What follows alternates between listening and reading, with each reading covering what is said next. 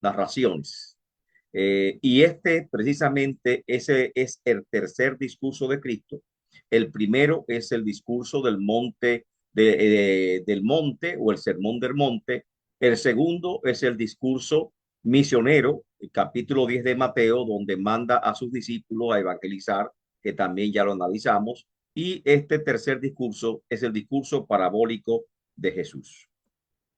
En tal sentido, lo primero que tenemos que hablar es sobre la importancia de las parábolas en el discurso de Cristo. El término parábola viene del griego parabolé, del hebreo mashal, que significa comparación. Una parábola es una figura, una ilustración que sirve para comparar dos verdades o dos objetos a fin de relacionarla con una enseñanza. Como sabemos, las parábolas son narraciones cortas basada en hechos reales o ficticios, usada para ilustrar un tópico o un punto y compartir una enseñanza principal. Generalmente ese es el caso de las parábolas. Se usan como simple ilustración de una verdad espiritual. Las parábolas juegan un rol importante en el discurso de Jesús, en sus predicaciones, en sus enseñanzas. Jesús, más que cualquier otro profeta o maestro, fue quien más uso hizo de este recurso literario en sus enseñanzas. De hecho, podemos analizar por los evangelios cuántas parábolas encontramos de Cristo. En Lucas hay 32 parábolas y 18 de las 32 parábolas son únicas de Lucas, o sea que esas 18 parábolas no se encuentran en otro evangelio, sino solamente en Lucas. Mateo tiene 29 parábolas y 11 parábolas son únicas de ese evangelio. Igualmente, Marcos tiene apenas 11 parábolas y hay dos que son únicas de Marcos. O sea que vemos que muchas parábolas son compartidas o se repiten en los diferentes evangelios, pero sin embargo hay otras parábolas que son exclusivas de un evangelio en determinado. El único evangelio que no tiene parábola de ningún tipo es el evangelio de Juan, porque es un evangelio con una narración, con un estilo un tanto diferente, y por eso los primeros tres se llaman sinópticos, porque presentan una vista en común, son muy parecidos en narración y en detalle, mientras que Juan es un evangelio completamente distinto. Ahora bien, ¿cuáles son las características generales de una parábola? Si vamos a estudiar qué es una parábola, ya vimos el concepto de parábola, ahora tengo que ver cuáles son sus características generales para yo saber cómo usarla como un recurso literario o como un recurso en una oratoria o en un discurso pastoral. Primero es su terrenalidad. ¿Qué significa terrenalidad? Todas las parábolas tienen un carácter práctico y por esto se usan como ilustración, como comparación, por lo cual siempre son tomadas de hechos comunes y de hechos conocidos, es decir, hechos de la vida diaria. Y de esto se llama terrenalidad, de las cosas terrenales, de las cosas que son prácticas. Así que trata de la siembra, la cosecha, la pesca, los talentos, una boda, etcétera, de cosas, ¿verdad? Que son terrenales, como le dijo Cristo a Nicodemo, si te hablo de cosas terrenales, o sea, cosas simples, amén, cosas que todos deben entender y no la entiende, ¿qué sería si te hablas cosas celestiales? O sea, las parábolas no son como las alegorías, que son muy complicadas de entender, ni son como una escritura apocalíptica, que no son nada terrenales. Amén. Entonces, la primera característica es esto, la terrenalidad. Son tomadas de hechos comunes en la vida diaria. Segundo, la concisión. Esta es la segunda característica de una parábola, es decir, se trata de relatos cortos, concisos, no de historias largas, porque ya no sería una parábola. Correcto. Por ejemplo, hay parábolas tan cortas que solamente ocupan un solo versículo o dos versículos, como la parábola levadura, la semilla de mostaza, tesoro escondido, la perla de gran precio, etcétera. Son palabras sencillas de un solo punto que ocupan poco espacio.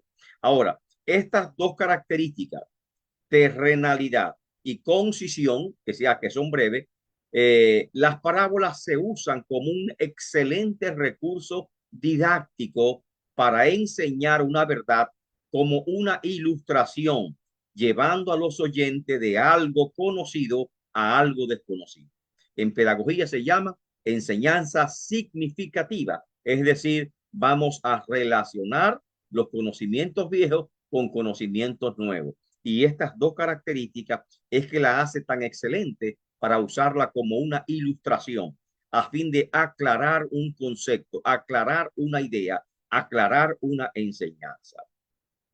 Eh, Hay una tercera característica de las parábolas y es la repetición. Esto significa que cada evangelio presenta algunas parábolas que son propias y exclusivas, como ya vimos. Pero, sin embargo, cada evangelio también tiene parábolas que son únicas de ellos. Ahora, cuando vamos nosotros a estudiar unas parábolas, que se repite en otro evangelio o en los tres evangelios, no podemos estudiarla sola, sino que tenemos que compararla, las diferentes versiones, tanto de Mateo, de Marcos y de Lucas, para nosotros notar los detalles adicionales y de esta forma nosotros consultamos lo que se llama pasajes paralelos. Es importante, ya que sabemos que las parábolas muchas veces se repiten en los diferentes evangelios, y esto se llama pasajes paralelos. Y para estudiar y comprender a profundidad una parábola, es necesario que nosotros consultemos los pasajes paralelos si es que lo tiene. La cuarta característica de la parábola es la conclusión.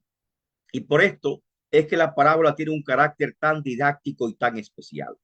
Todas las parábolas nos ofrecen una conclusión.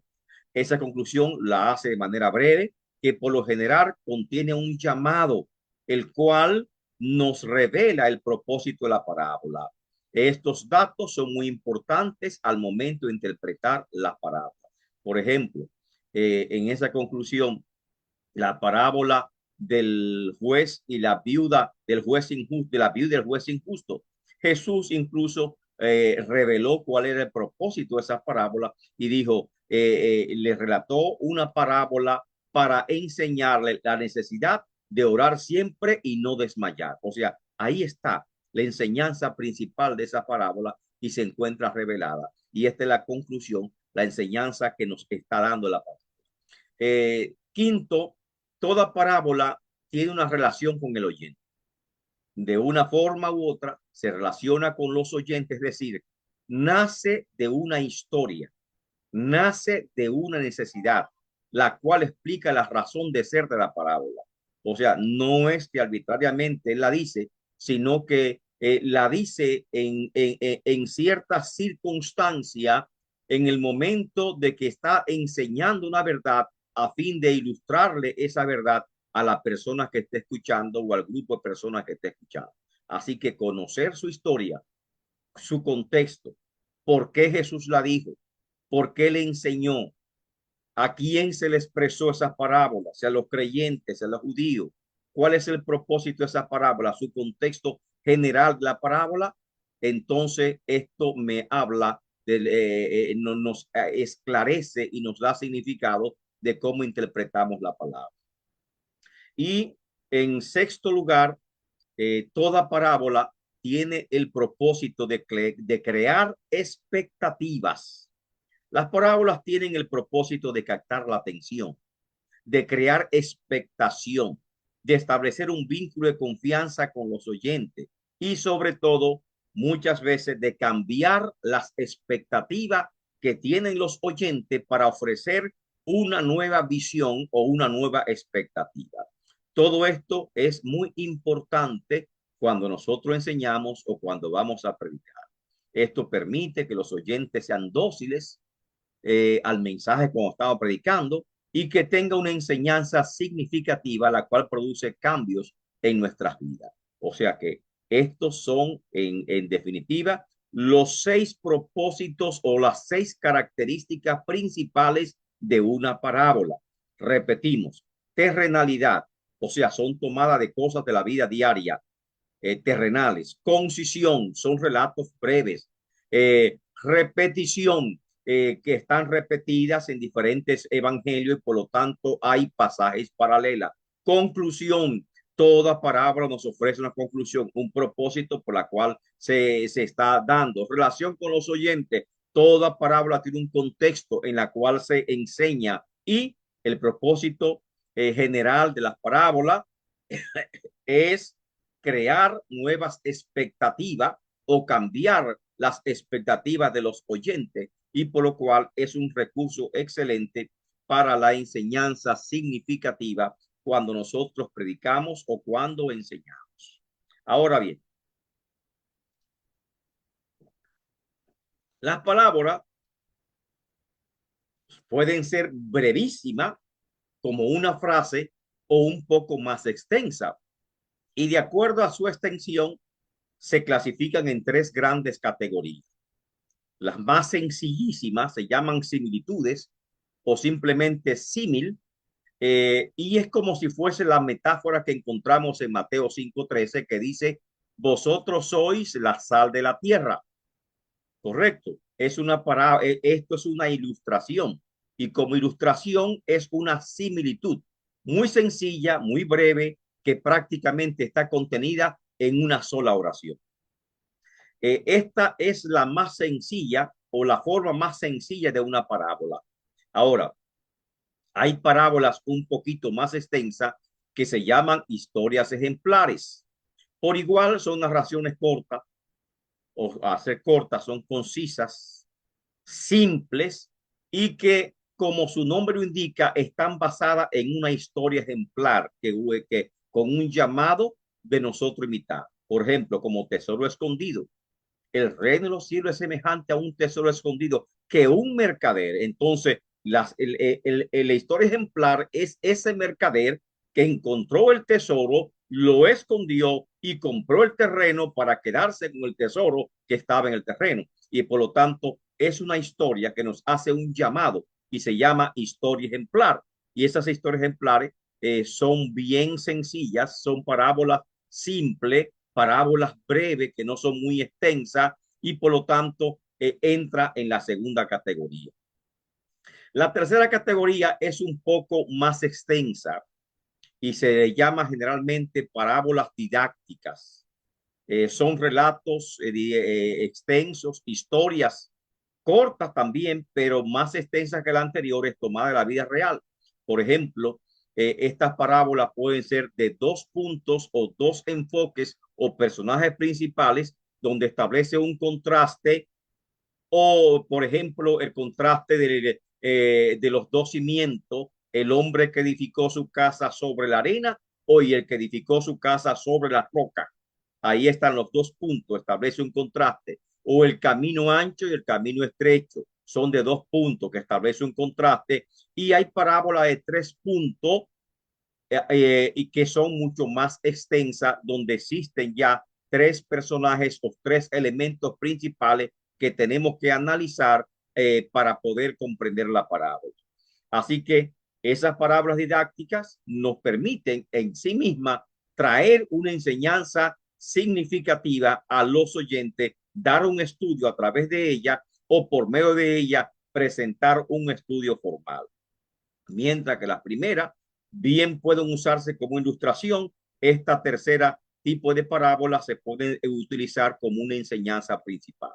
Ahora, las parábolas tienen estructura, así como le dije que de un punto, de dos puntos, hay parábola de tres puntos. O sea, de acuerdo a su estructura, de acuerdo a los elementos, de acuerdo a los personajes principales, o de acuerdo a los elementos simbólicos que tiene la parábola, puede ser de un solo punto, que es las más sencillas y generalmente se emplean como una similitud al establecer simplemente una comparación.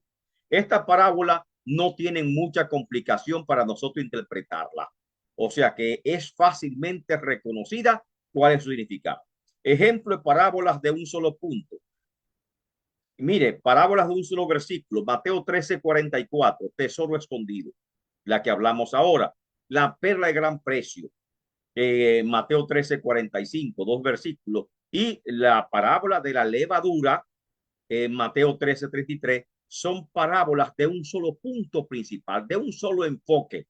Ahí no debemos confundirnos, ni tampoco tenemos que estar buscando elementos alegóricos, que no es el propósito de la parábola, porque simplemente su propósito es establecer una comparación, una similitud de manera simple y se explica por sí misma. Y vamos a ver el significado de estas parábolas que la hemos mencionado cuando comencemos a detallar, diríamos, la exégesis de cada una de ellas. Luego están las parábolas de estructuras con dos puntos. Esta parábola, como dije anteriormente, nos ofrecen un contraste. Tienen dos enfoques o dos personajes principales. Ya vimos los dos caminos, camino ancho, camino estrecho, las dos puertas, la puerta estrecha, la puerta angosta, la puerta ancha, los dos cimientos, el que edificó sobre la roca, la arena. O sea que son fáciles de identificar cuando estamos frente a una parábola de dos puntos y casi siempre la utilizamos como una forma de hacer un llamamiento o de hacer un contraste entre el que le sirve a Dios y el que no le sirve a Dios, entre tomar una mala decisión y tomar una buena decisión. Y por lo tanto son muy interesantes este tipo de parábolas que tiene una estructura de dos puntos. Hay parábolas que son las más difíciles de nosotros interpretar y que tienen, diría, más complejidad hermenéutica y son las parábolas tres puntos. Estas parábolas tienen una estructura más abundante, son más extendidas y por lo general son más complejas y tienen muchos elementos simbólicos, que ahí es que muchas veces nos confundimos. Estas parábolas de tres puntos pueden ser parábolas de tres puntos sencillas o parábolas de tres puntos complejas.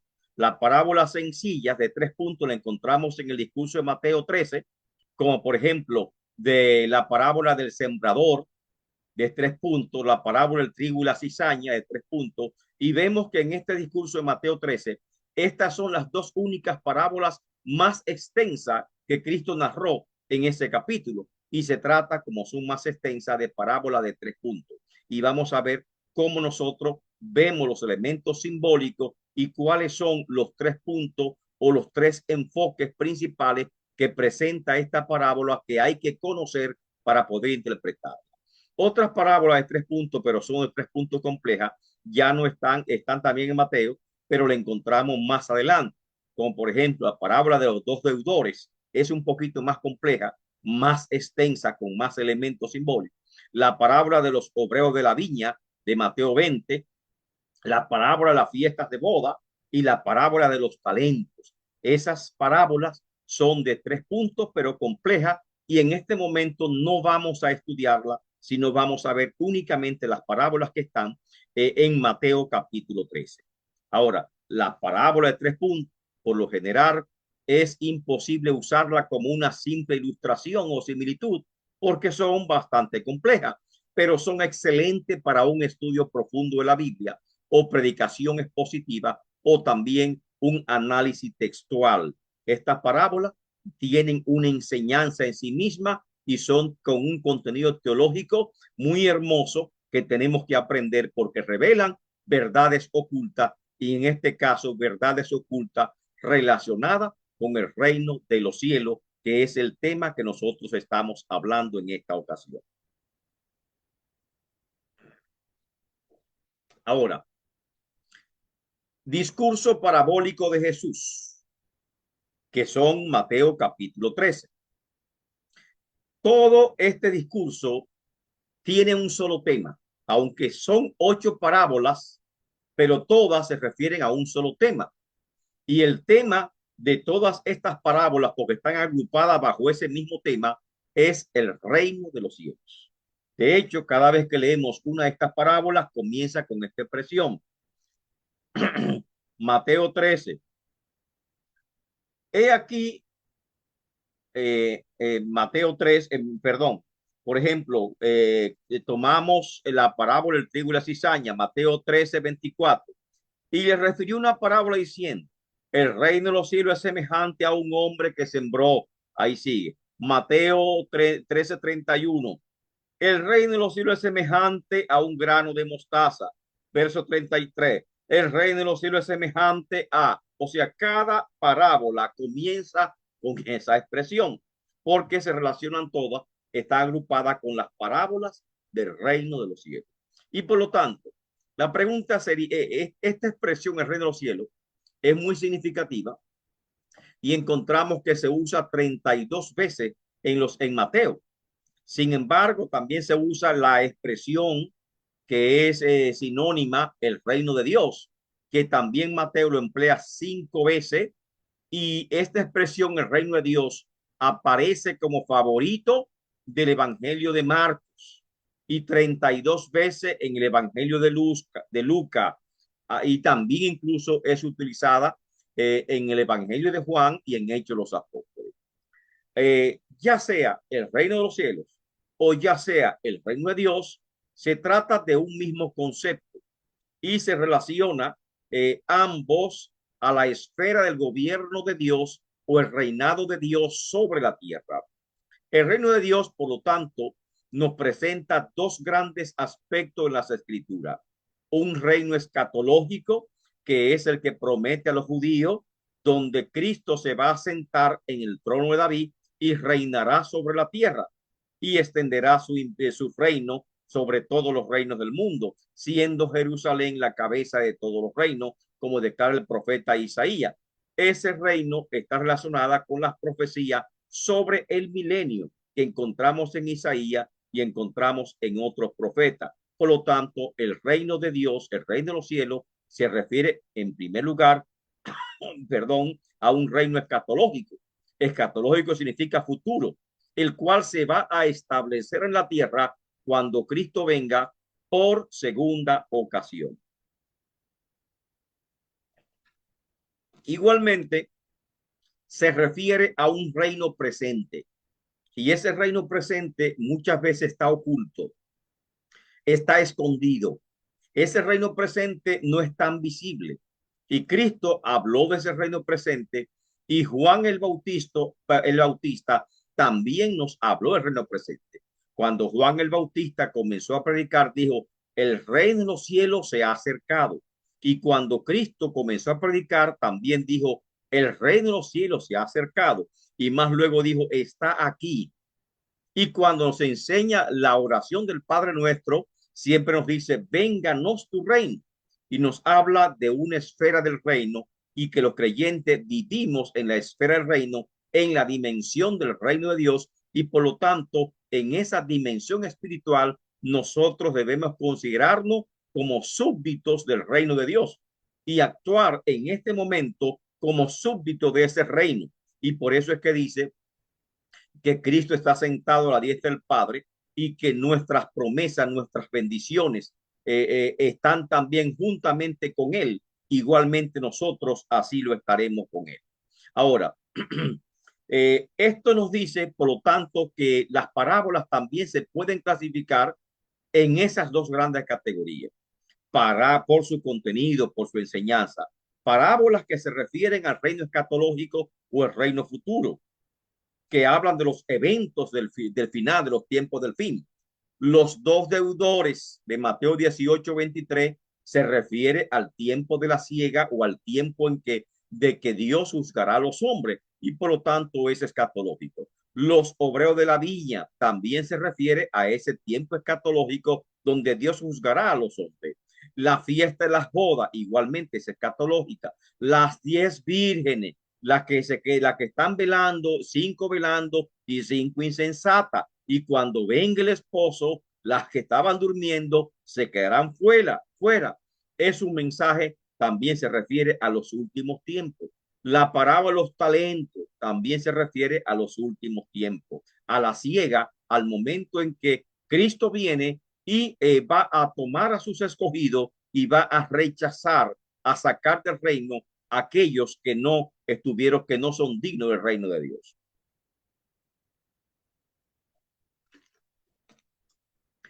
Además de estas parábolas, están las parábolas del reino presente. El reino presente, el que estamos acá, el que ha llegado. A Cristo le dijeron, con que tú eres el hijo, tú eres el rey de los judíos. Y Cristo respondió, mi reino no es de este mundo. Y este es el reino presente que Cristo predicó y que Cristo nos enseñó. Y ahora en Mateo 13 está revelando ese reino presente. Ese reino presente es el contexto de la iglesia. Cristo vino a establecer su iglesia. Cristo vino a establecer su reino sobre la tierra. Y la forma de comienza a establecer su reino es a través de la iglesia, a través de cada creyente. Y por esa razón llamó a sus discípulos apóstoles, porque son enviados para establecer el reino de Dios en diferentes regiones. Y eso es un apóstol, un enviado para establecer el reino de Dios a las regiones que aún el reino no se había extendido. Estas parábolas de Mateo 13 son 8 en total. ¿Cuáles son?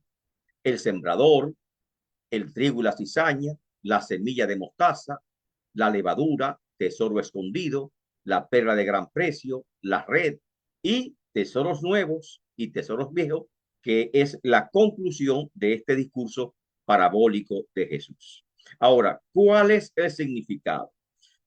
Es importante notarla sin nosotros, diríamos, irnos a ninguna, diríamos, hipotecar nuestras conclusiones con ninguna doctrina o ningún dogma, siendo lo más bíblico posible para nosotros extraer directamente el significado de cada una de estas parábolas. Y vamos a comenzar con la primera, que es la más significativa, una parábola un poco extensa, que tiene 3 puntos principales y se llama parábola del sembrador. Y vamos a ver cómo nosotros podemos interpretar los elementos que aparecen en esta parábola tan importante de Cristo.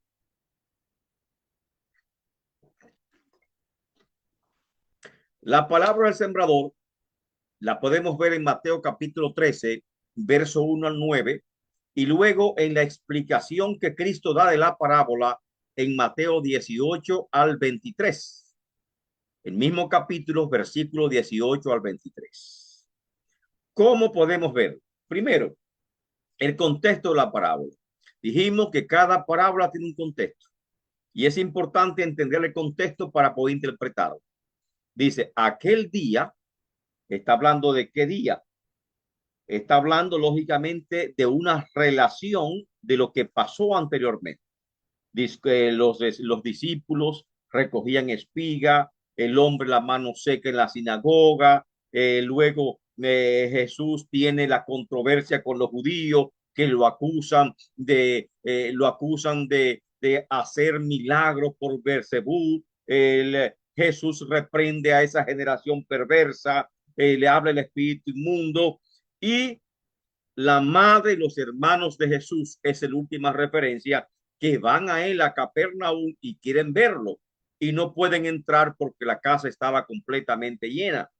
Entonces, en ese mismo contexto, no sabemos que esta parábola por lo tanto tiene como escenario la ciudad de Capernaum, donde Jesús tenía su casa establecida. Y comienza con este relato. Aquel día salió Jesús de su casa y se sentó junto al mar. Ya la casa estaba muy abarrotada de personas, había mucha gente, incluso nos narró anteriormente que la mamá de Jesús y los hermanos fueron a verlo y no pudieron entrar a causa de la multitud. Así que Cristo toma la decisión de ir al mar de Galilea, porque Capernaum está a orilla del mar de Galilea. ¿Y qué hizo Jesús? Se sentó junto al mar y se le juntó mucha gente, lo mismo que estaban en su casa y otros más le siguieron. Entonces, como estaba sentado junto al mar, luego dice, entrando él en la barca, se sentó. Ahora Cristo asume una posición como un maestro que va a enseñar y busca una elevación para que su voz se pueda proyectar y llegar a más personas que lo puedan escuchar con más facilidad. A veces se iba a un lugar alto y cuando estaba en el mar siempre buscaba una embarcación que estuviese en la orilla y se subía a esa embarcación que estaba en la orilla. Así que se sentó en esa embarcación y toda la gente estaba donde sentada en la arena, sentada en la playa. Ese es el escenario, ese es el contexto. Amén. Y en ese contexto, la gente estaba escuchando el sermón que Jesús se disponía a darle en ese momento. Y Jesús eligió el tema del reino de los cielos. Y ya vimos el significado de qué es el reino de los cielos. Ahora dice, y les habló muchas cosas por parábolas. Incluso los discípulos cuestionaron por qué él hablaba por parábolas. Leamos, por ejemplo, Mateo 13, si alguien puede leerme, ya sea Ingrid o Elizabeth, Mateo 13, verso 10 hasta el 17, que me habla de el propósito de las parábolas. ¿Por qué Jesús le hablaba por parábolas? ¿Quién puede leerme? Ingrid, Amén. por favor, Mateo 13, verso 10 hasta el 17.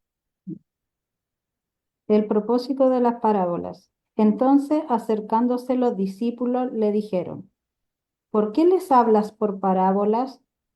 Él respondiendo les dijo, porque a vosotros os es dado saber los misterios del reino de los cielos, mas a ellos no les es dado, porque a cualquiera que tiene se le dará y tendrá más, pero al que no tiene, aún lo que tiene le será quitado. Por eso les hablo por parábolas, porque viendo no ven, y oyendo no oyen, ni entienden. De manera que se cumple en ellos la profecía de Isaías, que dijo, de oído oiréis y no entenderéis, y viendo veréis y no percibiréis, porque el corazón de este pueblo se ha engrosado, y con los oídos oyen pesadamente, y han cerrado sus ojos, para que no vean con los ojos y oigan con los oídos, y con el corazón entiendan, y se conviertan, y yo los sane.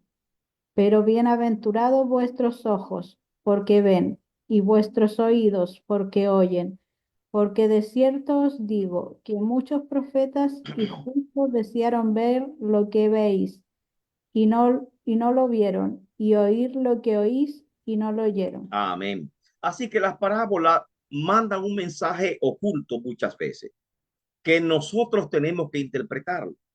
Las parábolas tienen que ser interpretadas espiritualmente y aquellos que no están relacionados con los códigos, con los símbolos, perdón, que aparecen en las escrituras, es posible que muchos elementos simbólicos de la parábola no pueda entenderlo y que por lo tanto, oyendo la parábola, si no estás en ese mismo nivel de espiritualidad, no la vas a entender. Es lo mismo que ocurre con la escritura apocalíptica, que la pueden ver, se pueden contar los sueños, pero solamente aquellos que están relacionados con estos conceptos espirituales son capaces de interpretar esos sueños y esas revelaciones del libro de Daniel o del libro de Apocalipsis, porque tenemos que tener una relación y tenemos que tener una mentalidad espiritual para poder entenderla.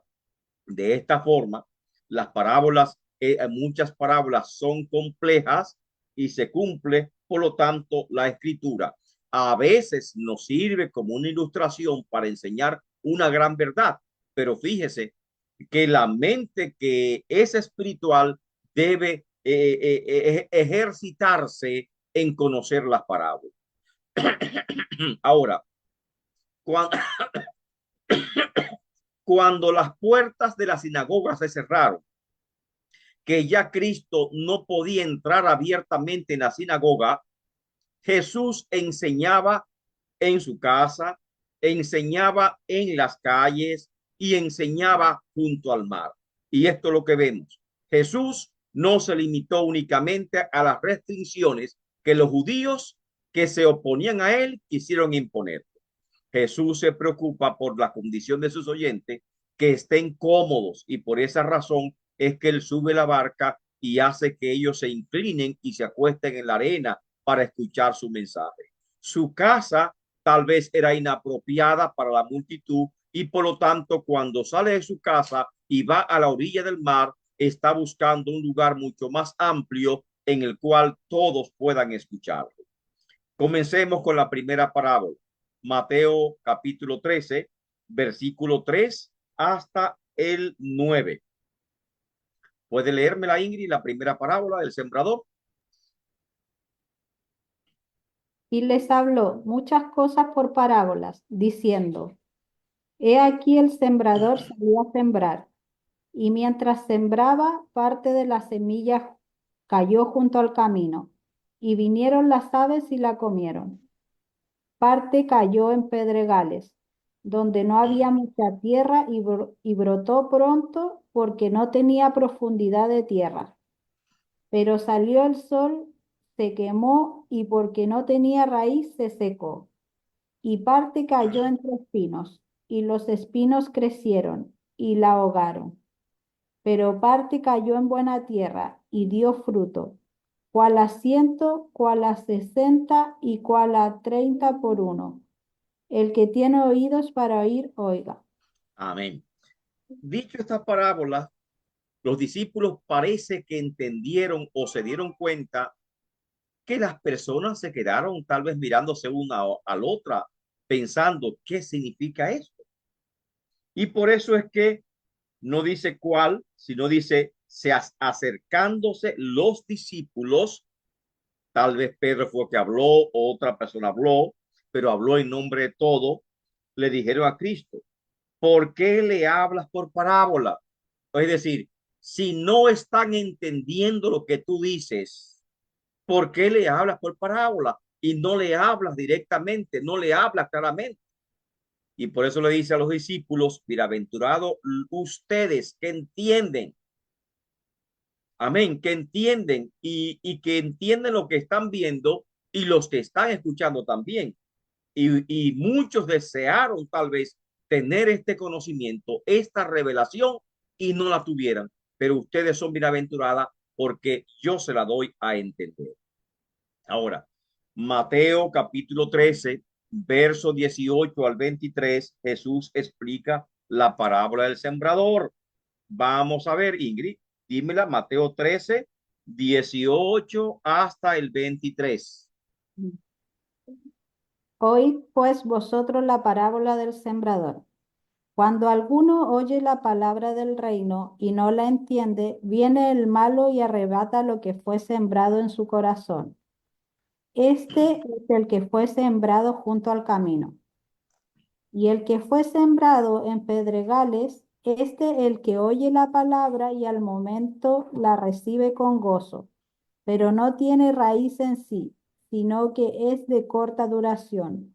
Pues al venir la aflicción o la persecución por causa de la palabra, luego tropieza. El que fue sembrado entre espinos, este es el que oye la palabra, pero el afán de este siglo y el engaño de la riqueza ahogan la palabra y se hace infructuosa. Mas el que fue sembrado en buena tierra, este es el que oye y entiende la palabra y da fruto y produce a 100, a 60 y a 30 por uno.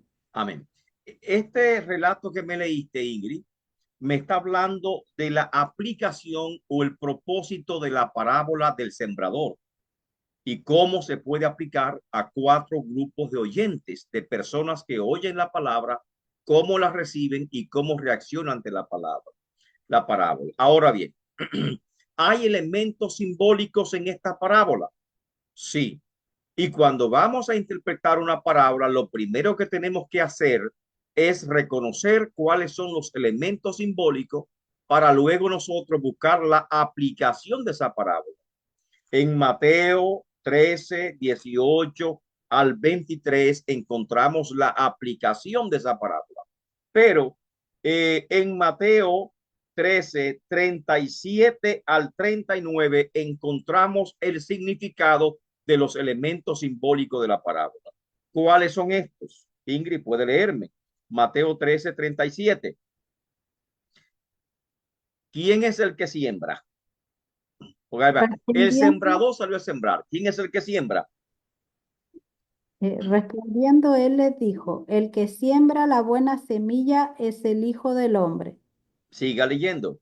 El campo es el mundo, la buena semilla son los hijos del reino, y las cizañas son los hijos del malo. El enemigo que la sembró es el diablo.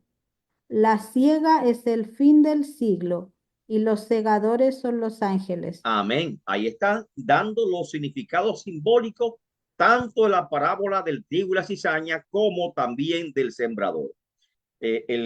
Entonces, vamos otra vez a tomar la palabra del sembrador. ¿Qué nos dice esa parábola? Amén.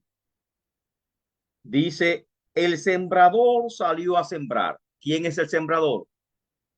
El hombre, pues, El hijo de Dios, el que siembra. no del hombre, hijo de ¿Dónde Dios, está no del sembrando? hombre. En el campo.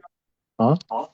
Amén. ¿Dónde está sembrando? En el campo. ¿Y qué es el campo? El mundo.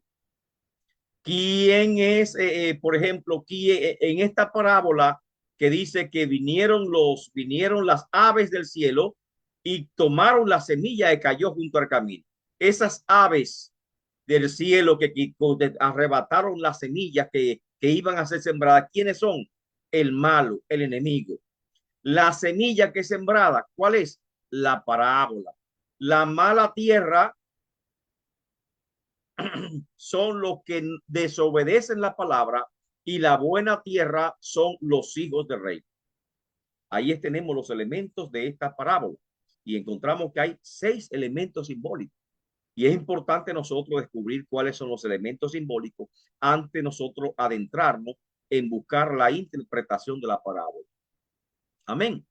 Ahora, ¿qué nos dice? Como leyó Ingrid ahorita, en la aplicación de la parábola que Jesús la explicó, encontramos 4 tipos de oyentes. El que fue sembrado junto al camino. Cuando alguno oye la parábola del rey y no la entiende, viene el malo y arrebata lo que fue sembrado en su corazón. Ahí está el malo. ¿Quién es el malo? Satanás. Amén. Ahí está. ¿Quiénes son los que fueron sembrados junto al camino? Los que oyen y no entienden. Se refiere a oyentes distraídos o incrédulos que rechazan o ignoran la palabra de Dios, los que son engañados por el malo.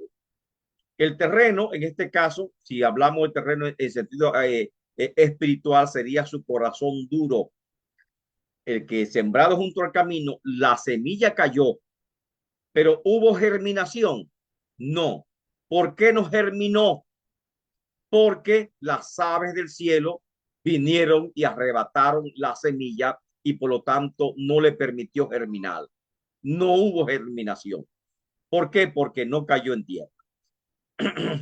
Los incrédulos, la palabra de Dios, no hay germinación. Luego sigue el que fue sembrado en pedregales. Este es el que oye la palabra y al momento de recibirla, la recibe con gozo, pero no tiene raíz en sí, sino que es de corta duración, pues al venir la aflicción o la persecución por causa de la palabra, luego tropiezan, se arrepienten, se van para atrás. ¿Quiénes son estos? Los que oyen, entienden la palabra, pero la palabra incluso germina, pero no crece. O sea, no hay crecimiento. En el primer grupo, la palabra no germina, o la semilla que es la parábola no germina, no hay germinación. En el segundo grupo, que son los que oyen la palabra, la reciben con gozo, pero no crece, entonces no hay crecimiento. Este es un corazón tal vez débil, incluso hasta germinó la palabra, pero lamentablemente no hay crecimiento. Y así hay personas, los incrédulos, rechazan el evangelio, rechazan a Cristo porque la palabra de Dios no ha germinado en su corazón. Ahora, hay personas que son inconsistentes, que han recibido la palabra y están como niños espirituales y que la palabra de Dios no tiene crecimiento en su corazón. Y así hay muchos creyentes donde la palabra de Dios no tiene crecimiento en su corazón y esto fácilmente se apartan del camino porque no hubo crecimiento, no echó raíces la palabra del Señor. El tercer grupo es el que cayó entre los espinos. Este es el que oye la palabra, pero el afán de este sí, el engaño y las riquezas se complicaron mucho la vida y todas estas complicaciones ahogaron la palabra y la hicieron infructuosa. Este grupo, la semilla cayó, germinó, la semilla creció, tuvo crecimiento, pero la palabra no dio fruto. Óigase, y por lo tanto son aquellos en los cuales se ahoga la palabra por el afán y el engaño, la riqueza, es decir, las atracciones del mundo, el placer, el amor al dinero, lo hacen desviarse del camino después que tienen incluso cierto fundamento en la palabra del Señor. En este caso, vemos estas tres últimas características. Estos tres grupos, todos son mala tierra. Y todos son, a pesar de que uno pueda simpatizar por alguno de ellos, todos lamentablemente van a terminar, diríamos, en mal camino, en la perdición, porque no han permanecido en la palabra, no han permanecido en Dios. Y por lo tanto, todos se consideran como hijos de las tinieblas. El primero, donde la palabra no hubo germinación. El segundo, que la palabra germinó, pero no hubo crecimiento. El tercero, germinó, creció, pero no dio fruto, no hubo fructificación. Y esos tres grupos, lamentablemente, donde la palabra no echó raíces ni hubo fructificación, no son buenas semillas, son malas semillas, son mal terreno. Y ese es el mal terreno que lamentablemente muchas veces vemos en nuestras congregaciones. Ahora, el cuarto grupo es el deseado por todos, el que fue sembrado en buena tierra, que son los hijos del reino. Mas el que fue sembrado en buena tierra, los hijos del reino, este es el que oye y entiende la palabra y da fruto. O sea, la palabra germina, la palabra crece, hay crecimiento y la palabra da fruto, hace las tres cosas, ¿correcto? Entonces, estos son los hijos del reino de Dios. Tiene un corazón fértil, un corazón dócil, un corazón obediente, son fieles a Dios y estos son los que dice la Biblia, que son no solamente oidores olvidadizos, sino hacedores de la palabra del Señor. Y esos son cuatro niveles de fructificación que muchas veces vamos a encontrar o cuatro respuestas que vamos a encontrar cuando predicamos la palabra del Señor. Y muchas veces podemos decir así, cuando estamos trabajando en la iglesia, podemos hablar que hay diferentes tipos de creyentes. Hay algunos que simplemente están de lejos y que nunca entran a la iglesia. Y estos son los que cayeron junto al camino, que no hay germinación, que la palabra aún no ha llegado a su corazón. Y eso hay que seguir predicando. Son los que están fuera, que tal vez van una o dos veces visita, pero no se entregan nunca. Hay otros que la palabra cayó entre pedregales y tiene crecimiento, lo ve que está creciendo, pero muchas veces no llega ni siquiera al bautismo. Se desvían mucho antes del bautismo. Hay otros que hasta se bautizan y todo, y pasan un tiempo en la iglesia, pero no dan fruto. Amén. ¿Qué tenemos que hacer nosotros? Ayudarlos, tener paciencia. Amén. Para ver cómo podemos cambiar esta situación y que la fe de ellos pueda crecer y que puedan convertirse en los hijos del reino, porque para eso nos llama a predicar la palabra del Señor. Ahora, el versículo 8, cuando nos habla de los que cayeron en buena tierra, que son los hijos del reino, es explicado en el versículo 23 y dice, y estos dan fruto, algunos a 100 por uno, otro a 60 por uno y otro a 30 por uno. El fruto, primero, lo que nos dice es que Dios quiere que demos fruto. Muchos hablan que lo que Dios come corazón. No, Dios quiere que demos fruto y nos llama para que demos fruto. Y si incluso buscamos la parábola de los talentos, que dice, debiste por lo menos el que sembró el talento, tomar el talento y darlo a los banqueros para cuando yo venga, recibir lo que es mío, mi talento, más alguna ganancia de él. Porque tú sabías que yo soy hombre duro, que cosecho donde no sembré. O sea, yo busco más de lo que es mío. Y por lo tanto, Dios está buscando que nosotros demos fruto. Y eso lo explica también el Evangelio de Juan, que habla también de una parábola bien bonita, que es la parábola de la vid verdadera, el discurso de la vid verdadera. Yo soy la vid verdadera y yo, todo pámpano que en mí está, lo limpiará. ¿Para qué? Para que lleve más fruto. La fructificación es necesaria. La fructificación está establecida en las escrituras, y el que no fructifica no es el no son hijos del reino. Todos los hijos del reino están llamados a fructificar. Ahora, ¿cómo vamos a fructificar? ¿Por qué tenemos que fructificar?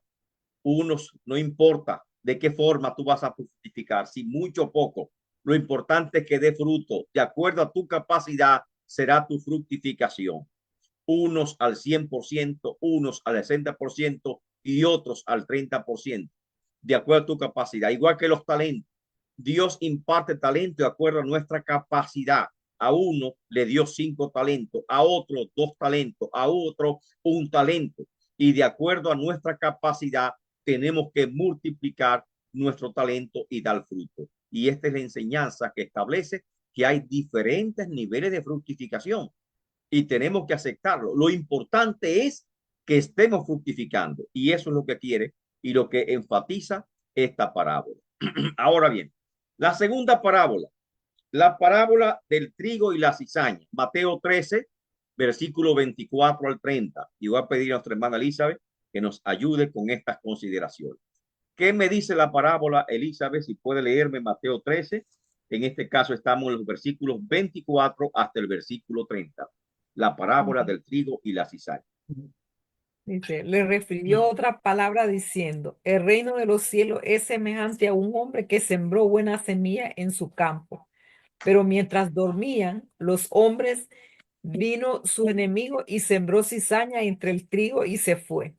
Y cuando salió la hierba y dio fruto, entonces apareció también la cizaña.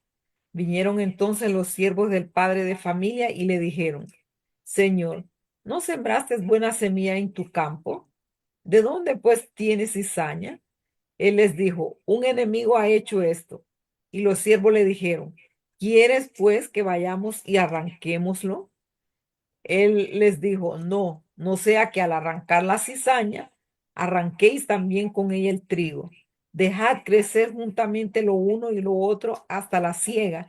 Y al tiempo de la siega, yo diré a los sembradores, recoged primero la cizaña y atadla en manojos para quemarla, pero recoged el trigo en mi granero. Amén. Amén. Ahora, la parábola del trigo y la cizaña, su tema, naturaleza del reino de Dios. Es una parábola didáctica de 3 puntos.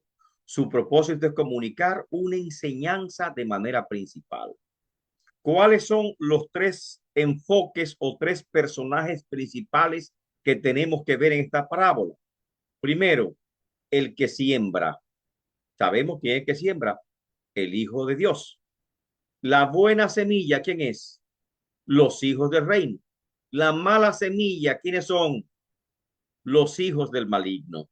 Y ahí están los 3 elementos y por eso se llama parábola de 3 puntos, porque hay 3 personajes principales en los cuales se desarrolla esta historia. Todos los elementos simbólicos que presentan son todos interpretados por Cristo, como leyó Ingrid ahorita, que vamos a leerlo otra vez, en Mateo 13, verso 37 al 39. El que siembra la buena semilla es el Hijo del Hombre. El campo donde se siembra, ¿verdad? Es el mundo. La buena semilla, ¿quién es? Son los hijos del reino. La cizaña o la mala semilla son los hijos del malo. El enemigo que entró al campo y sembró la mala semilla, ¿quién es? El diablo. La siega es el fin del siglo y los segadores son los ángeles de Dios. Lógicamente que esto tiene una aplicación asombrosa con el libro Apocalipsis, donde tiene Juan la visión de la siega. y la cosecha final, que nosotros también lo vimos en Apocalipsis y nos sorprende como que es esta gran similitud que tiene con la siembra y la cosecha. Apocalipsis 14. Ahora, ¿dónde es echada la mala semilla? Es echada fuera y quemada. ¿Y dónde es echado la buena semilla? El granero. En el granero de Dios. Correcto, ahí está. Entonces aquí habla, salió otro ángel del templo que está en el cielo, teniendo también una hoz aguda que habla de ciega. Y salió del altar otro ángel que decía que tenía gran poder sobre el fuego y llamó con gran voz al que tenía la hoz aguda, diciendo, mete tu hoz aguda y vendimia los racimos de la tierra, porque sus uvas están maduras.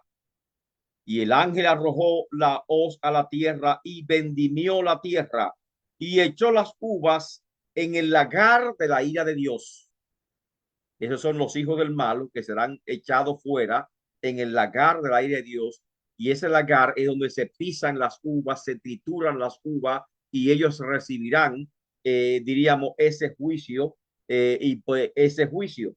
Pero también en el versículo 14 me habla también de la siega. Miré y aquí una nube blanca y sobre la nube uno sentado semejante al Hijo del Hombre, que tenía en la cabeza corona de oro y en la mano otra vez una hoz aguda. Y el templo salió otro ángel clamando a gran voz que está sentado sobre la nube. Mete tu hoz y ciega. Esa es la ciega. La ciega es para tomar a los hijos del reino. Porque la hora de la siega ha llegado, pues las mies en la tierra ya está madura. Y el que está sentado sobre la nube metió su hoz en la tierra y la tierra fue cegada. ¿Quiénes son los segadores? Los segadores son los ángeles. La siega es el fin del siglo. O sea que esta parábola es una parábola escatológica porque se refiere a eventos finales. Es una parábola compleja de 3 puntos. Me habla de 3 personajes principales.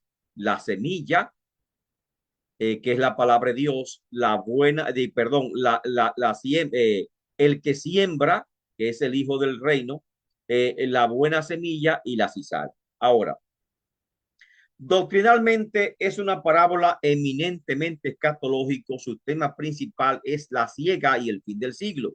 Nos habla de la contaminación que sufre el reino de Dios durante la presente edad. Todo el mundo están esperando iglesias donde haya, que sean perfectas. Iglesias donde todo el mundo sea serio, evangélico, muy santo. Pero lamentablemente en todas las iglesias hay contaminación. No hay una que esté libre de contaminación.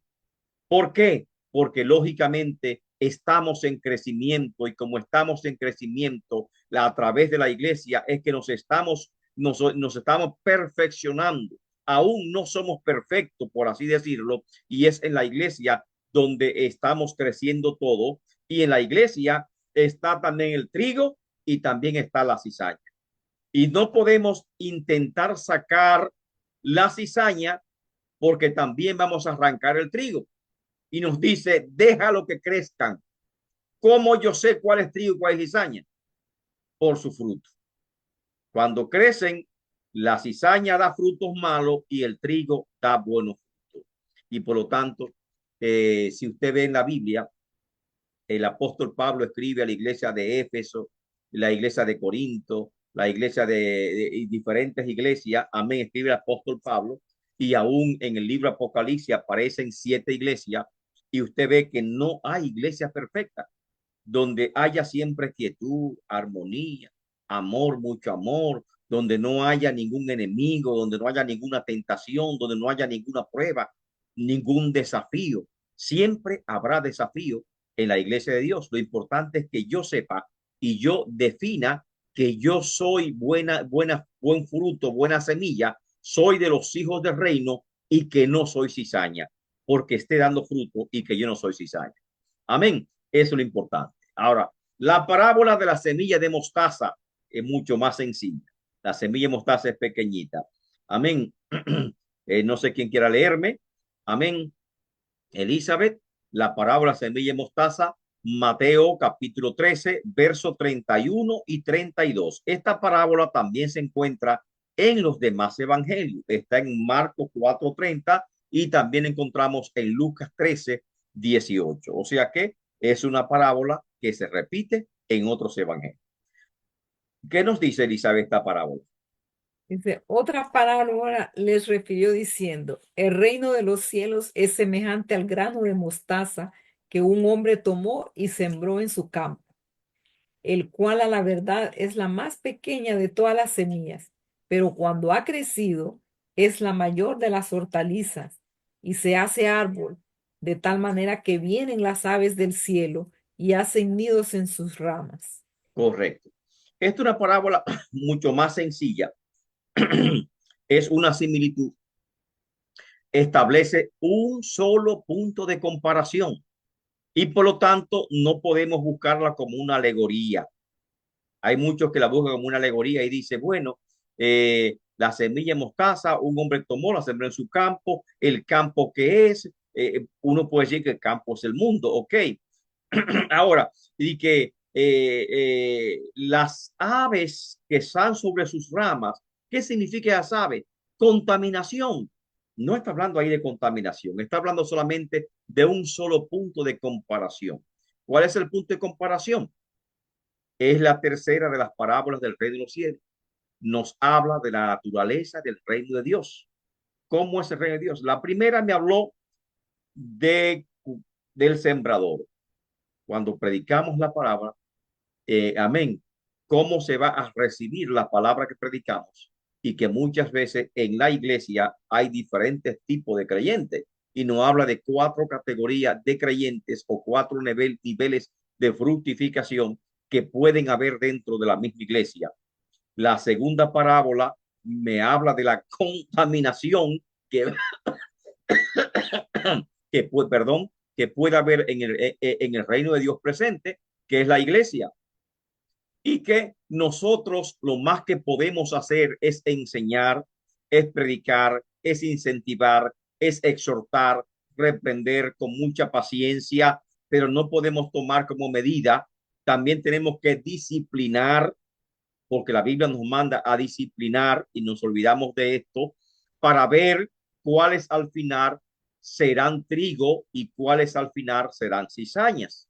Amén. Pero no podemos estar, diríamos, sacando a la gente de la iglesia. Hay que dejarlo que asista. La iglesia siempre tiene que tener las puertas abiertas para todo el que quiere escuchar la palabra del Señor. Pero ya el que se convierta y desea bautizarse, ya tiene que saber las normas que tiene la congregación.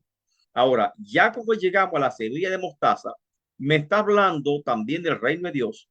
¿Y qué me está hablando? De la naturaleza del reino de Dios presente. La cual no habla de su crecimiento. Su estructura es una parábola de un solo punto, sencilla. Su tema, el establecimiento y el crecimiento del reino de Dios. ¿Cómo se va a establecer? Y por eso dice, el reino de los cielos es semejante ¿a qué? ¿A qué semejante el reino de los cielos? Pasa. A una semilla de mostaza. Así comienza el reino de los cielos. Como una semilla de mostaza. ¿Correcto? ¿Qué me dice? El cual un hombre tomó y sembró en su campo. A la verdad es la más pequeña de todas las semillas, pero cuando crece se hace la mayor de todas las hortalizas. Ya lo otro, que el árbol, que vienen las aves del cielo y anidan sobre sus ramas, es una indicación de que el árbol creció bastante fuerte y que es un árbol grande. Esos detalles son para indicarnos el crecimiento de ese árbol, no para nosotros buscar la explicación a esos elementos que están ahí. Simplemente el enfoque es eso, que comenzó como una semilla de mostaza cuando fue sembrada, pero crece y se hace la más grande de todas. Y de hecho, es el crecimiento y el establecimiento del reino de Dios sobre la tierra. ¿Con cuánto Cristo comenzó? Con un puñado de discípulos. De ese grupo eligió a 12, los cuales llamó apóstoles. Luego llegamos a Hechos de los Apóstoles. En el discurso del aposento alto, como 3,000 personas se convierten. Luego sigue un crecimiento extraordinario en Jerusalén, cuando la iglesia se establece en Jerusalén. Unas 6,000 personas ya se están congregando. Viene la persecución y son esparcidos fuera de Jerusalén. Muchos huyen fuera de Jerusalén y se extiende la palabra de Dios y es predicada a otras partes. Llega el evangelio a Samaria, llega el evangelio a Antioquía y se establece una iglesia en Antioquía. Igualmente se establece una iglesia en Samaria. Se elige el apóstol Pablo y comienza Pablo a predicar en la región de Galacia a 4 congregaciones que establece allí. Y en el segundo, tercer y cuarto viaje misionero, ya Pablo establece iglesia en Asia Menor y establece iglesia incluso en otros puntos más allá de Asia Menor, en lo que se conoce como Europa. La palabra siguió extendiéndose. El reino que comenzó pequeño siguió extendiéndose. Hoy en día, ¿cuántos millones de creyentes hay en el mundo? Se dice que hay más de 1.200 millones de protestantes. Igual número hay de católicos, o podemos decir que casi 3,000 millones de creyentes cristianos hay en el mundo. Y eso es un número que tal vez sea muy conservador. ¿Y cómo comenzó? Como una simple semilla de mostaza. Comenzó bien pequeñito, en un rincón de Jerusalén, en un rincón de Belén. Se extendió por todo el imperio romano y se ha extendido actualmente por el mundo entero. Así, de esa forma, se estableció el reino de Dios sobre la tierra. Comienza sencilla y se extiende. En una aplicación personal, cuando el reino de Dios viene a tu corazón, viene tan pequeño como una semilla de mostaza. Y esa semillita de mostaza, esa palabra que es sembrada en tu vida, se va a crecer y se va a convertir en un árbol grande, porque va a llenar todo tu corazón, porque Cristo va a crecer dentro de ti, como dice, hasta que Cristo se ha formado en nuestro interior. Esta es la parábola de la semilla de mostaza que me habla del establecimiento y el crecimiento del reino de los cielos. La cuarta parábola, la parábola de la levadura, que muchas veces no la entendemos. Versículo 33. Ingrid, ¿puede ayudarme con ese versículo? Aquí vemos a una señora, una mujer, correcto, que está en su mesa de trabajo con la masa de harina. Amén. Y ahí tenemos la parábola de la levadura. ¿Qué significa? Ahí está la parábola de la levadura.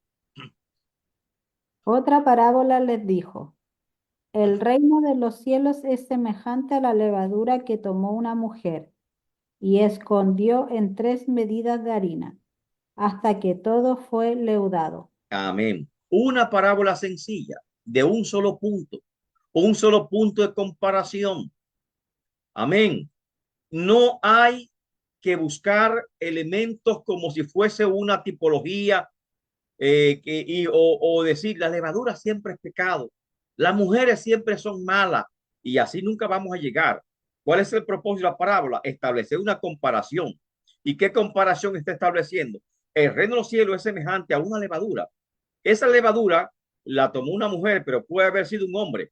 No importa, pero se dice que la mujer, porque generalmente las mujeres es que hacen el pan, no los hombres. Cuando Abraham recibió visita, que estaba sentado debajo de un árbol, que 2 personajes o 3 personajes fueron a visitarlo y le dijo, quédense con nosotros y coman antes de seguir a Sodoma.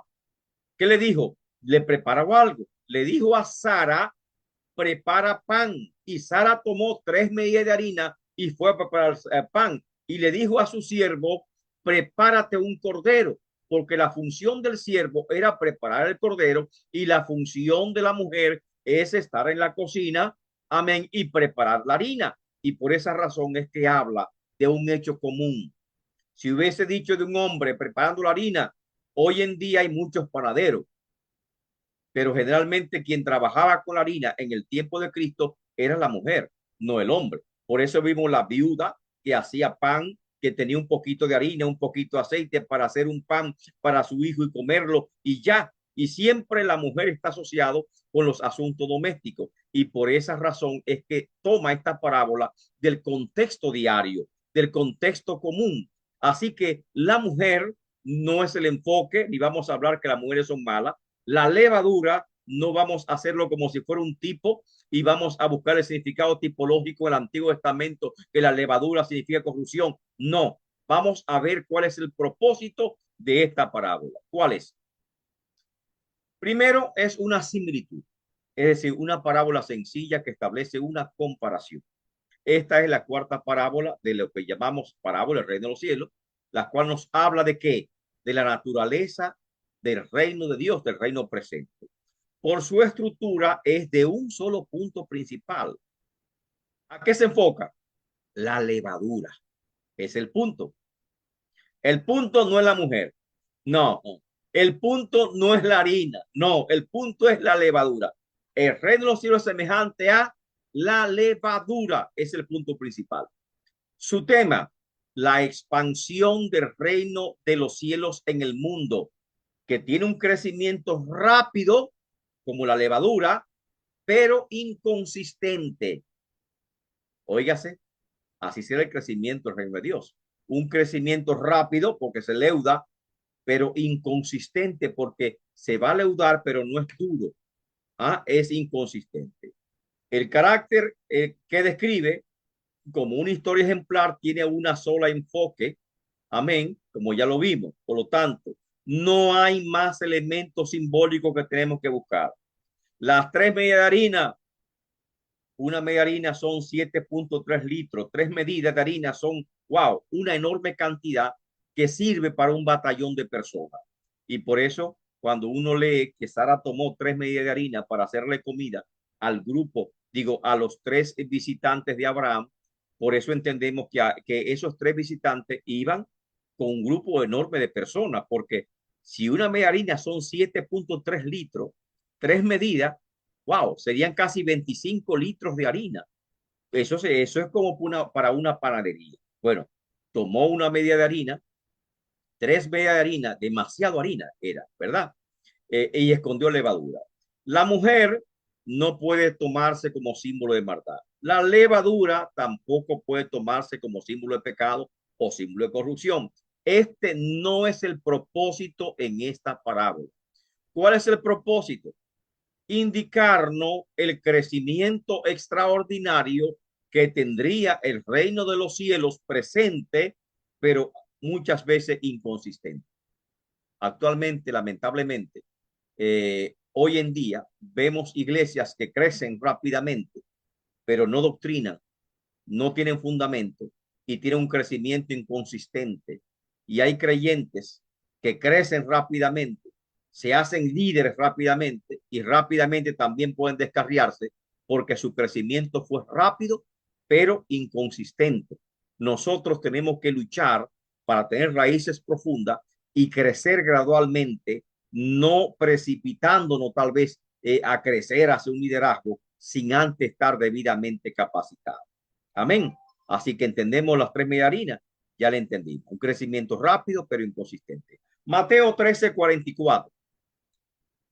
Tesoro escondido. Ingrid, ¿puede ayudarme con tesoro escondido? Ahí está el hombre con un tesoro escondido en un campo. Es una bella historia, una historia ejemplar, una parábola sencilla de un solo punto. Tesoro escondido. Además, el reino de los cielos es semejante a un tesoro escondido en un campo, el cual un hombre halla y lo esconde de nuevo, y gozoso por ello va y vende todo lo que tiene y compra aquel campo. ¿Cuál es el enfoque principal? Ahí lo dice. El reino de los cielos es semejante a un tesoro escondido. Amén. Entonces, ¿de qué me habla esta parábola? Es una similitud, una parábola sencilla, establece una comparación sencilla. Es la quinta parábola, la número 5 en Mateo capítulo 13. Por su estructura, vemos que es una historia ejemplar, correcto. Tiene un solo enfoque. No se deben buscar, diríamos, alegoría. No tratemos la parábola como si fuera alegoría, que el tesoro, que no, solamente enfócate cuál es el propósito de esta parábola en particular. No es una parábola compleja de 3 puntos, es una similitud, es una historia ejemplar y por lo tanto enfócate en eso. ¿Qué nos dice? El reino de los cielos es semejante a un tesoro escondido, ¿correcto? O sea, y el gozo que tiene el que haya ese tesoro escondido. Eso es que nos enfoca esta palabra. Su propósito es describir el valor del reino de Dios. ¿Cómo es el reino de Dios? Como un tesoro de gran valor. ¿Y qué más? Y también describe el gozo de encontrar ese tesoro escondido. Y nos está invitando para que seamos igual que este hombre que dio todo con tal de ganar ese tesoro. ¿Cuántos no han encontrado a Cristo?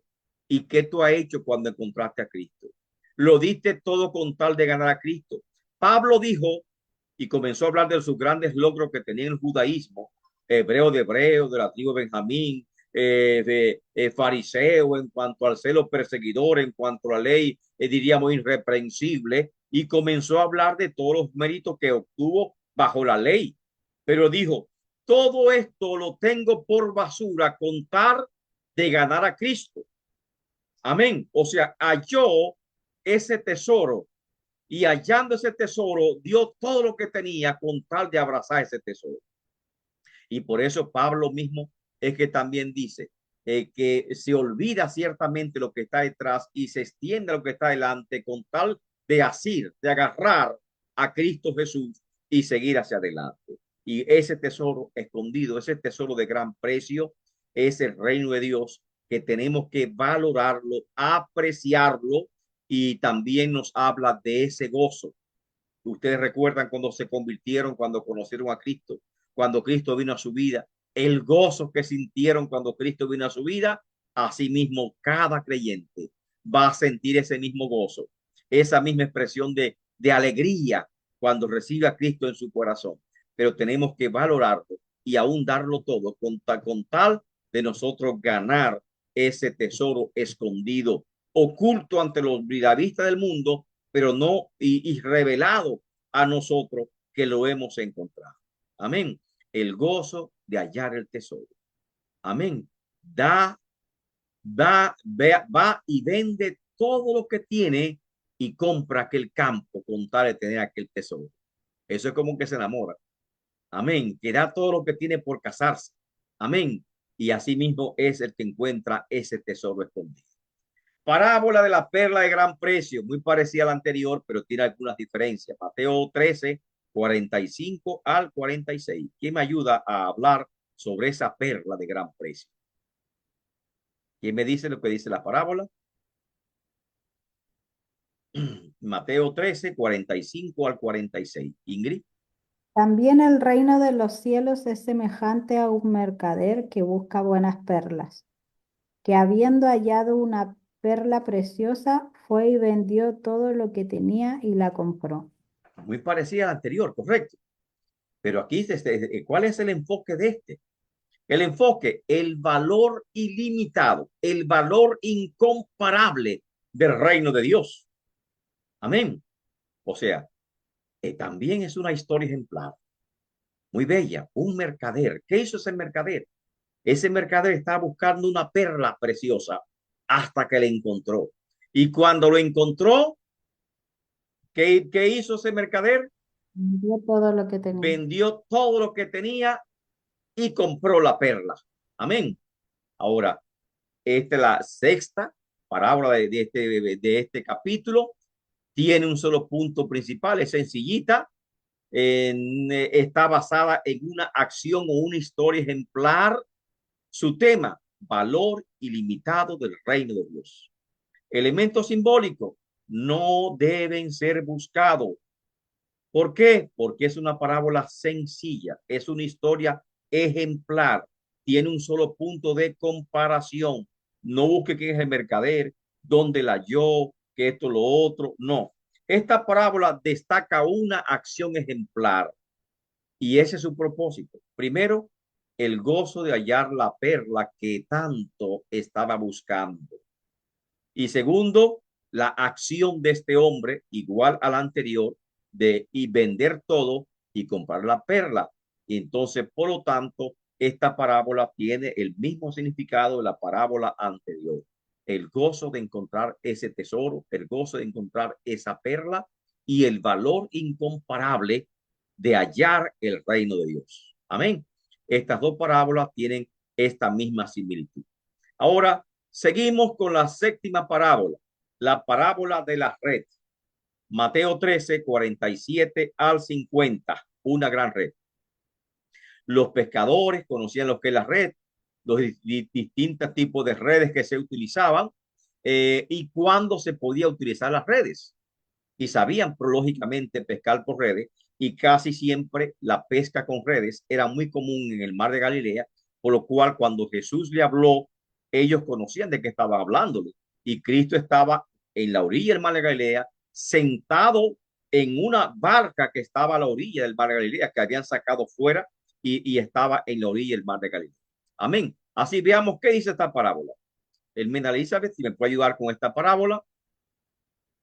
Amén. Asimismo, el reino de los cielos es semejante a una red que echada en el mar recoge de toda clase de peces.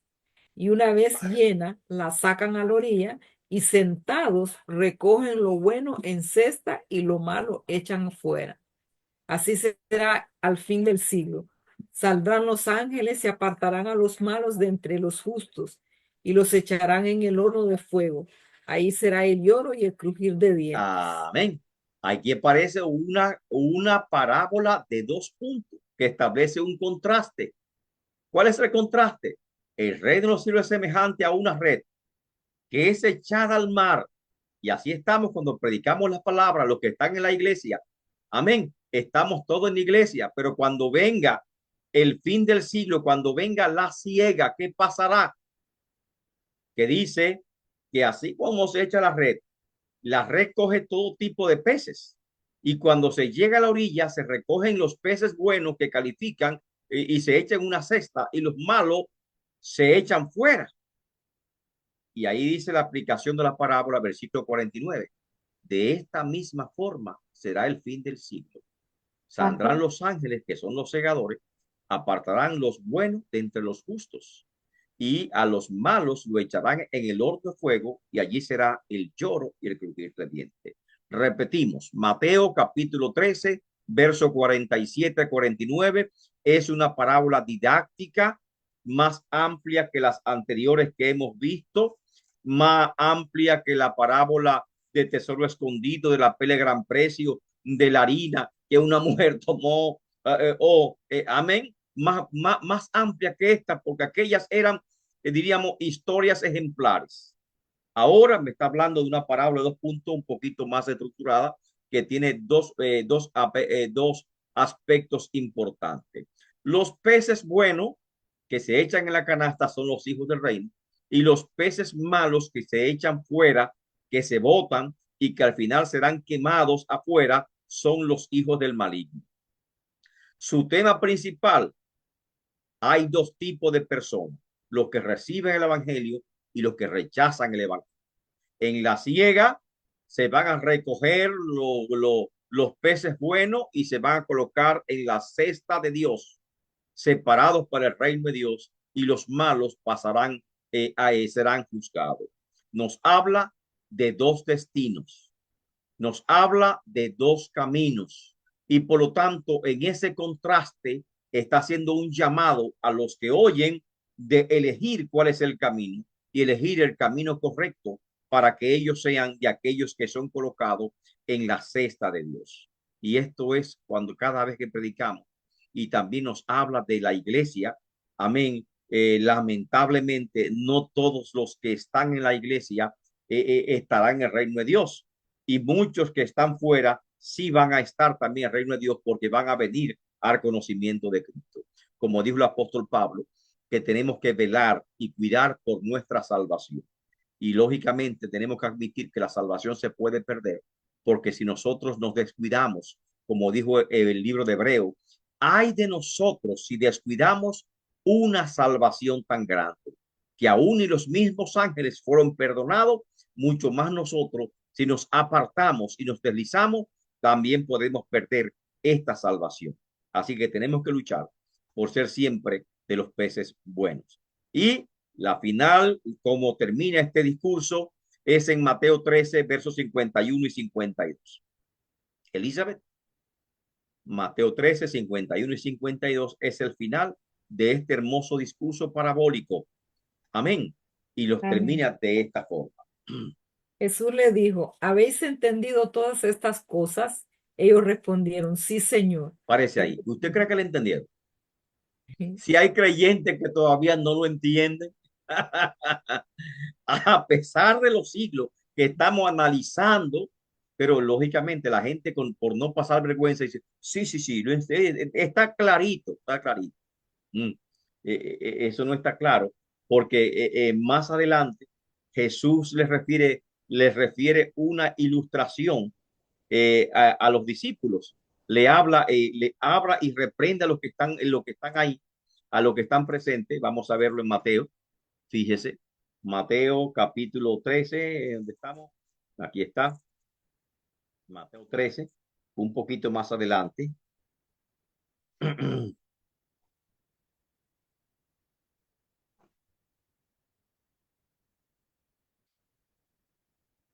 Lo que contamina al hombre. Cuando está hablando contamina al hombre, Jesús le habla que lo que contamina al hombre no es comer con la mano sucia, sino lo que sale de la boca es que contamina al hombre. Y los discípulos lo llaman aparte y le preguntan, Señor, dinos el significado de esas parábolas. Y Jesús se asombra y dice, tampoco ustedes lo han entendido. Y Jesús se enoja con ellos. No estoy hablando en parábola. No fue parábola, fue una declaración directa. Ellos creían que era una parábola porque no entendían. O sea, le estoy hablando sencillamente que lo que contamina al hombre no es comer con la mano sucia, sino lo que sale de la boca. Y entonces dice, lo que sale de la boca son los malos pensamientos, esto, lo otro, porque sale del corazón. Porque lo que tú te comes, se lo dijo más claro, llega hasta la letrina. Se lo dijo allí en Mateo 15, lo que contamina al hombre. Entonces, lógicamente que muchas veces nosotros escuchamos y a veces predicamos, dijeron, ¿entendieron? Y dando clases decimos, ¿lo entendieron? Sí, maestro, lo entendimos, ¿verdad? Pero no es repetir, sí, levante la mano y diga, haga como los discípulos, llame a Cristo aparte, pregúntele, ¿qué significa tal cosa? Es mejor preguntar y aprender las cosas bien y no nosotros repetir los errores de otros. Continúe mi hermana Elizabeth con el versículo 52. Él les dijo, por eso todo escriba docto en el reino de los cielos es semejante a un padre de familia que saca de su tesoro cosas nuevas y cosas viejas. En Correcto. esa parábola, A ver, ahí está. Esta parábola Jesús nos habla de que así como un padre de familia tiene un cajón, correcto, y de ese cajón de madera, ese cajón viejo, saca cosas nuevas y saca cosas viejas, el escriba, que es una persona docta en la enseñanza de la ley, saca de su tesoro, es decir, de su conocimiento, cosas nuevas y cosas viejas, igual que todo maestro, que todo profesor, que todo estudiante. Y nos habla, pero en este caso, nos habla de la relación de la ley y el nuevo pacto. ¿Qué son las cosas viejas? La ley. ¿Qué son las cosas nuevas? Las cosas nuevas que Jesús está enseñando en ese momento. Y por lo tanto, está estableciendo una relación entre Cristo y la ley de Moisés. Cuando él dice, vuelve otra vez a reforzar que Cristo no vino a abolir la ley, sino a cumplirla. Hay cosas viejas y cosas nuevas. Hay un vínculo, una armonía entre la ley y la gracia. Hay cosas que ya se han cumplido y por lo tanto quedan fuera. Pero lo que no se ha cumplido, Cristo dijo en Mateo 15, 17 al 18, ni una jota pasará hasta que todo se haya cumplido. Amén. Y por lo tanto, sí existe una relación. Igualmente nosotros, como maestros, tenemos cosas nuevas y cosas viejas, correcto. Y toda vez que leemos esa escritura, adquirimos cosas nuevas que se juntan con las viejas y aumentan nuestro conocimiento. Y eso que se llama enseñanza o conocimiento significativo, porque estamos aprendiendo, relacionando un conocimiento con otro, ampliando ese conocimiento. Y así nosotros, tras escuchar estas grandes verdades sobre el reino de Dios, tenemos que aprender cosas nuevas y no ser la misma persona. ¿Qué nos ha enseñado? ¿Qué nos ha revelado estas 8 parábolas del reino de los cielos? Número 1, el sembrador declara la recepción del evangelio, cómo se recibe y que hay diferentes tipos de oyentes. 3 oyentes cayeron en mala tierra y un oyente cayó en buena tierra y produce fruto al 100, 60 y 30 por uno.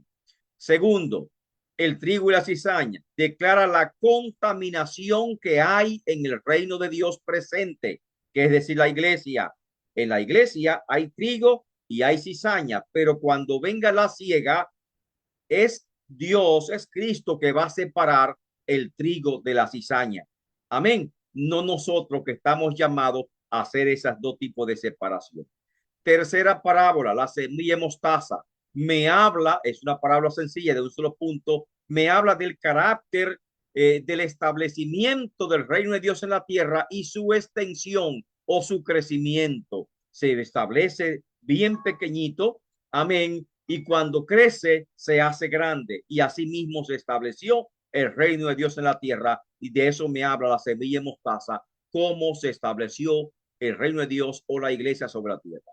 La levadura, también sencilla, me revela un rápido crecimiento que tendría la iglesia o el reino de Dios, pero inconsistente. Y este rápido crecimiento lo vimos especialmente, diríamos, en el periodo de la iglesia imperial, cuando Constantino, el emperador, diríamos, hace que la iglesia sea parte del imperio. La iglesia crece enormemente, pero su crecimiento es inconsistente porque no hay bien fundamento en la palabra del Señor.